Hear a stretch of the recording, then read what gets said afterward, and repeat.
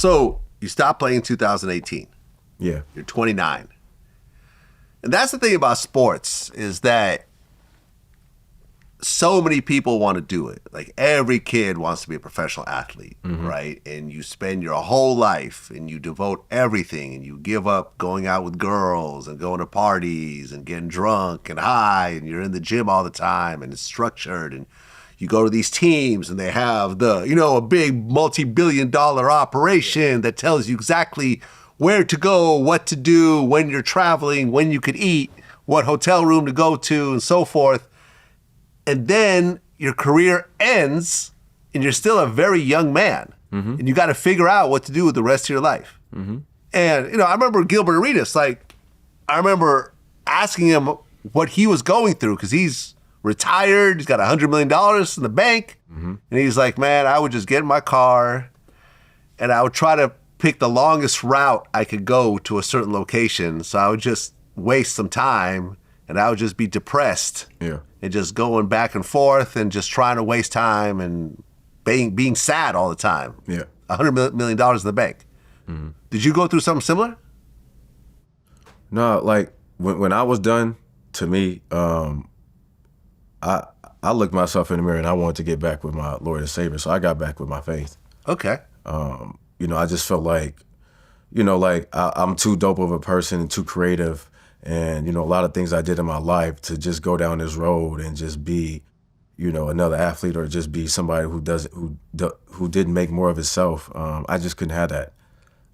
So I had to do a lot of dig deep into myself. And also, just for the better of myself, man. Like I had to change my circle. I had to change a lot of things in my life. And, it was the best thing I had to do. Like it was the best thing for me.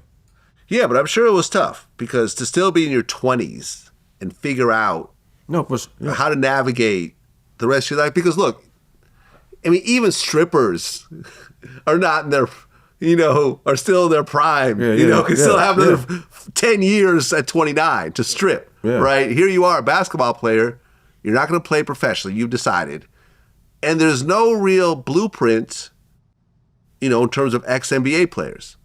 Some of them go to TV. Some of them, become personalities and so forth. Some of them start businesses. A lot of the businesses end up getting messed up because they're not used to actually running a company. They're just used to doing a job. So you had some businesses that went under. No, not I'm talking about with Tuff Crowd. I took a lot of risks. Like, remember, I'm just jumping into the fashion industry. Like, I didn't go to school for this. Like, I'm just, I'm going to different factories and, they just looking at me as, oh yeah, he don't know what he's doing. Like, so, getting taken advantage a lot. Having to go through that and bounce back. But the best thing about me when I left, I still kept my relationships with people. So when I did start Tuff Crowd, Jordan Clarkson, if you know Jordan Clarkson, he's one of the most fashionable dudes.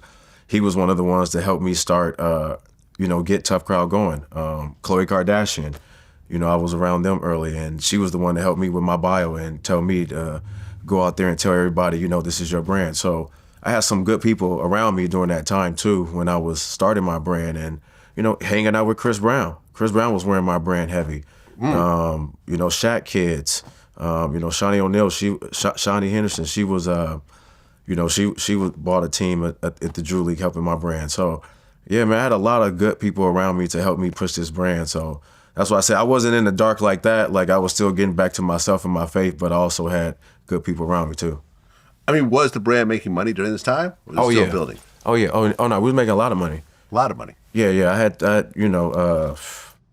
on, man. Chris Brown was wearing my brand, on a daily, all the time. And different artists, different basketball players. Steph Curry's wearing my brand. Giannis wears my brand. So, it's out there. So, yeah, we were making a lot of money. Especially during COVID time. Okay. COVID was a good year for us. Do you actually have Doberman pictures? Is that like your dog of choice? Yeah. Okay. Yeah, I've always had Rottweilers. Okay. So, kind of like a Doberman. Just Doberman is like the first protective dog. Remind me of some Death Row back in the day. Oh, yeah, type right. vibes, so. Yeah, Suge Knight used to have Dobermans around. I heard about this. So I wanted to keep it on the red carpet. I wanted to keep it that type of vibe.